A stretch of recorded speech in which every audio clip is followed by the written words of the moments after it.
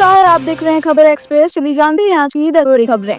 इंदौर में दूषित पानी बना मौत की वजह। देश के सबसे साफ शहर इंदौर में चौंकाने वाली खबर सामने आई है। भागीरथपुरा इलाके में दूषित पानी पीने से हुई मौतें और बीमारियों की पुष्टि अब सरकारी रिपोर्ट में हो गई है। सीएमएचओ डॉक्टर माधव हसानी के अनुसार Mahatma Gandhi memorial medical college की लैब रिपोर्ट में साफ हुआ है कि दूषित पानी पीने से लोग बीमार पड़े हैं और उनकी जान गई है। अब तक 14 लोगों की मौत हो चुकी है और करीब 1400 लोगों के संक्रमित होने की जानकारी है। पाइपलाइन में लीकेज से पानी दूषित हुआ, जबकि मानव अधिकार आयोग ने पूरे मामले की रिपोर्ट मांगी है।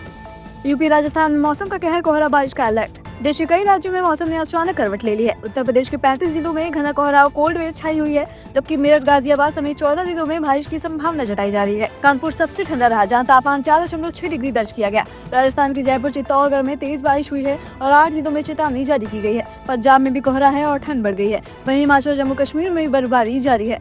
सिगरेट पीने वालों को झटका, कीमतें 20% तक बढ़ सकती हैं। अगर आप सिगरेट पीते हैं तो ये खबर आपके लिए है। सरकार ने एक्साइज ड्यूटी बढ़ाने का नोटिफिकेशन जारी किया है, जिसके बाद अगले महीने से सिगरेट की कीमतें 20% तक बढ़ सकती हैं। 1 फरवरी 2026 से प्रति 1000 स्टिक पर 2050 रूपए से लेकर 8500 रूपए तक की ड्यूटी लगेगी। पहले सिगरेट पर 28% जीएसटी और सेस लगता था। अब सेस हटा के स्थायी एक्साइज ड्यूटी लागू की गई है, जिसमें कीमतें बढ़ने की आशंका है।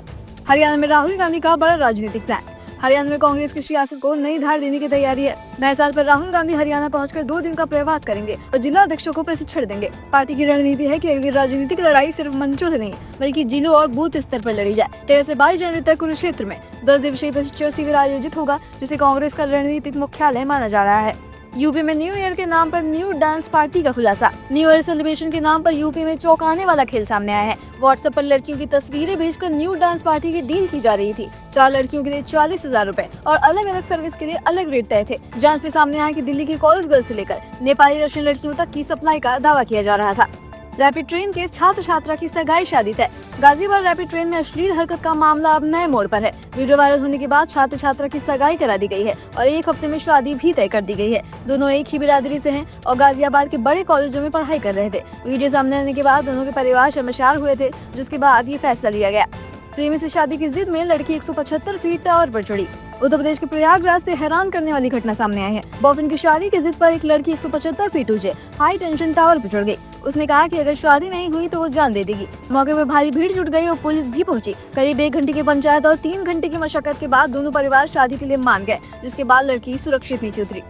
ब्लॉकबस्टर फिल्म धुरंधर में हुए बड़े बदलाव, आज से सिनेमाघरों में दिखेगा नया वर्जन। रणवीर सिंह, स्टार और आदित्य धर द्वारा निर्देशित फिल्म धुरंधर को रिलीज हुए लगभग 1 महीना हो चुका है, लेकिन अब सूचना और प्रशासन मंत्रालय के निर्देश पर इसमें कुछ बदलाव किए गए हैं। मंत्रालय के आदेश के बाद फिल्म के 2 शब्दों को म्यूट कर दिया गया है और एक डायलॉग में बदलाव किया गया है, जिसमें म्यूट किए गए शब्दों में बलूच शब्द भी शामिल है। बांग्लादेश में इंसानी शर्मसार भीड़ में हिंदू व्यक्ति को बहरे में से पीटने के बाद जिंदा जलाया। बांग्लादेश के शरीफपुर जिले से एक दिल दहला देने वाली घटना सामने आई है, जहां 31 दिसंबर को 50 वर्षीय जब खोखविंद दास अपने घर लौट रहे थे, तभी भीड़ ने उन्हें घेर कर पहले धारदार हथियारों से उन पर वार किया और फिर बहरे में से पिटाई करने के बाद उन्हें आग के हवाले कर दिया।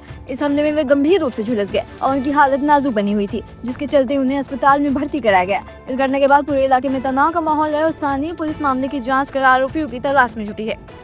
बांग्लादेश में हिंदुओं पर हो रहे हमलों के बीच शाहरुख खान पर भड़के धर्मगुरु।